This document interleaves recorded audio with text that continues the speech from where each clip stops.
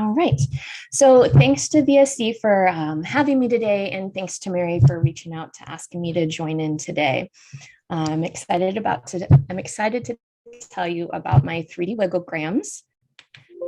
And I just want to give you all a heads up that this presentation involves flashing images.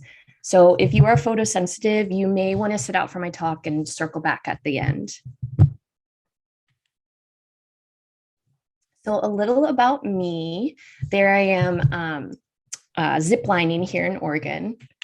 I'm a graphic designer in Portland, Oregon, and I run my own stationery business. I got into 3D because of stereograms. I didn't realize at the time, though, that they were prepping me to free view stereoscopic photos. I'm mainly shooting with Rito 3D, my Nishika W3, or Cha-Cha on my iPhone. And in my design work, I scrutinize every aspect of it, but film-based wiggles require me to kind of give into the process, and I only have so much control over how the images will turn out. So 3D wiggles are two or more stereo images stitched together to create a sense of depth, usually in a video or a GIF format. And all the wiggles I'll show you today, I have taken on my Rito 3D camera. Just a fun fact, I've been using this camera for years, but I've always been a little confused on how to pronounce it. There's online reviews that pronounce it Rito, some pronounce it Reto. So I finally just messaged the company and asked them myself. So they're Rito 3D. So why wiggles? I like that it's as if someone pushed pause around a moment or scene and it glitched. And I'm also just really into the retro vibe and dreamy atmosphere of film wiggles. I also like that it can be a more inclusive 3D experience. You don't need a free view, you don't need stereoscopic glasses, and it can offer a sense of depth to people with vision impairments. They're also great for looping on Instagram. There used to be a 6-second minimum length to post videos to Instagram, and now there's no minimum length, so you can just get that one loop and get it to play over and over again on Instagram. There's also lots of great artists sharing wiggles on Instagram, and I will put up a few account handles at the end of my presentation. So jumping into a few of my 3D wiggles. This is one of my favorite wiggles just because I love the color of the pool noodles and the texture in the water.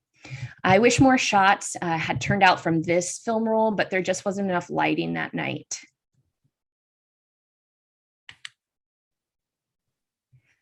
I enjoy collecting ceramic hands, particularly ones that used to be glove molds. So I was really drawn to this exhibit when I saw it in person.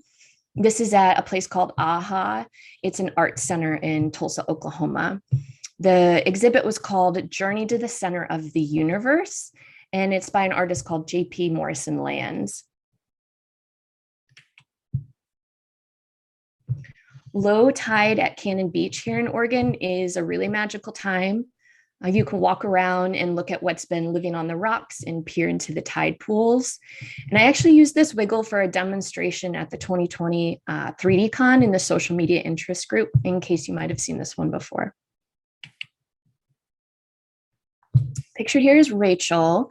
She has a really outgoing personality and makes a fantastic vampire.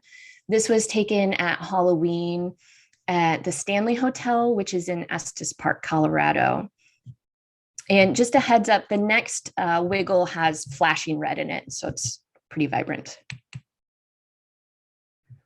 So also for Halloween, this is at the Stanley Hotel, also known as the Overlook Hotel in the movie The Shining. This is where they filmed like some of it. And I am dressed like one of the scary twins from the movie. I framed the shot and my husband took these 2 photos for me. I thought this spigot was perfect to make an animated ode to the scene in The Shining when the elevator doors open and blood comes pouring down the hallway. So this was a fun take on it for me. And I'll go over the major steps in how I make my wiggles and just a very brief overview of how to add animation. I've made wiggles in different programs before, but this is how I make them right now. The programs I'm mainly using are Adobe Lightroom and Procreate for the iPad.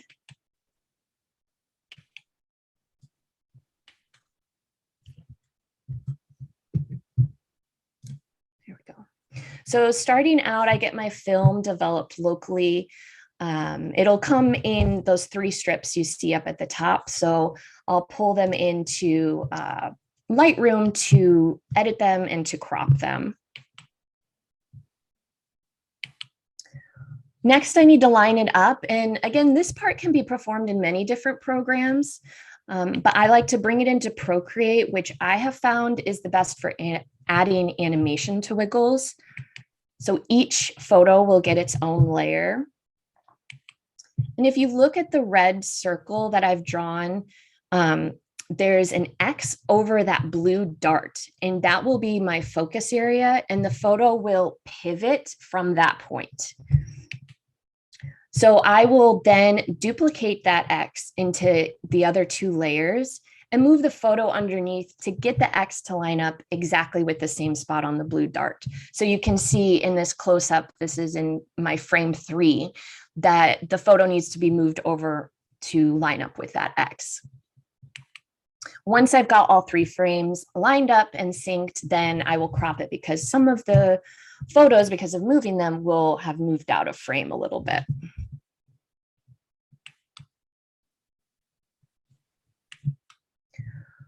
So to set up a wiggle in Procreate, you want to go to the settings icon, which has the little wrench, and you click on the canvas tab and turn on the animation assist. The animation panel will come up across the bottom. That's where you see those 3 little images down at the bottom there. And I'll go to the settings there and turn the frames per second down from 24 to 7. 24 is usual in animation and movies, but I find for a wiggle, I want it to be lower because it's just 3 frames and it's just going between those 3. So it makes it less chaotic. There's also another setting in loop to turn on ping pong. That way it will go from frame 1, 2, 3, 3, 2, 1, and keep bouncing back and forth.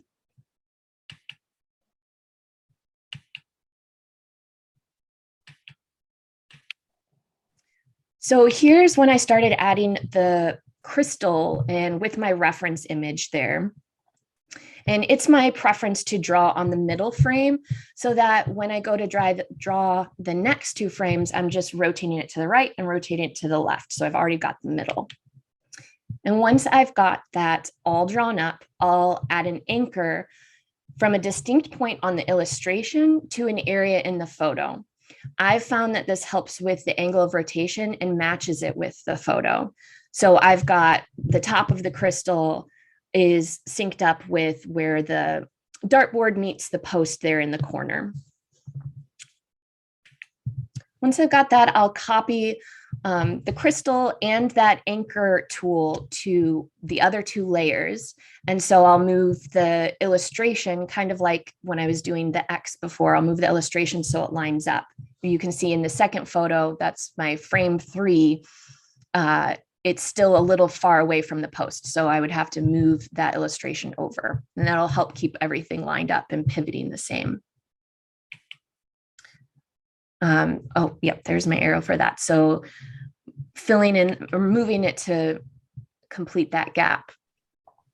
And then I will, since the middle frame is already copied to the first and third frame, I use that as a reference to draw over for the left and right images.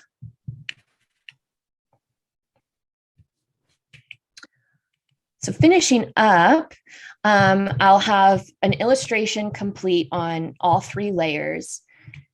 And so then I'm ready to export that as an MP4 video for Instagram.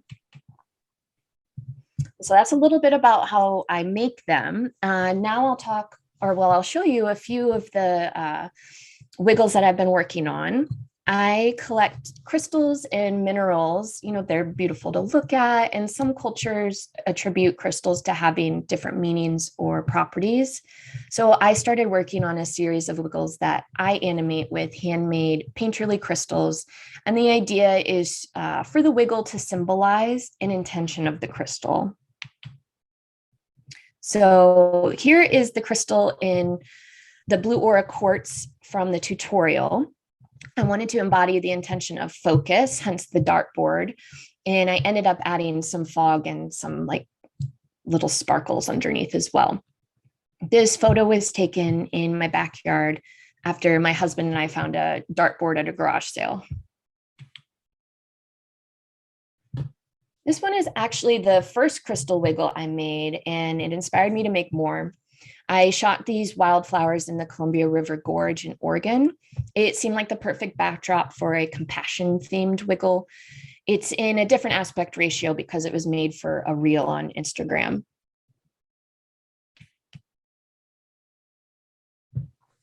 Here I'm capturing my lacy boots with this gorgeous botanical fountain. And looking back on this photo, it ended up feeling that it fit in with the crystal series. So I paired it with moonstone, which is said to help with decision-making and self-expression. And this is my last one of my crystal wiggles I have for now. I took this photo last fall in front of my house. Every season I'm in awe of the red leaves that this Japanese maple tree produces. So it made me think of harvest season. And so I chose carnelian to represent abundance. And that's most of what I've got on my wiggles. I'm still working on this series. I'm currently drawing an amethyst and emerald wiggles. Yeah, so thank you for giving me the space to talk about this 3D trend. You can find me on Instagram. I'm at i.c.magic, and my website and shop, if you want to check it out, is i-c-magic.com. I make stereogram greeting cards if you want to look that up. And these are two apps that are great to just tinker around if you want to try making some wiggles from maybe some stereo photos you already have. They're free to download. They do have like the watermarks on them, but if you just want to test it out, it's a good way to do that. For iPhones, the Rito 3D app is good, and Wigglegram on Android. And if you want to see even more wiggles, Reddit has a great subreddit with it's their r-wigglegrams, and lots of people contribute into that group. And I've also got a few creators here to follow on Instagram if you want to see what some people on Instagram are doing with wiggles besides me. But yeah, that's basically it for me. And we can open up for questions.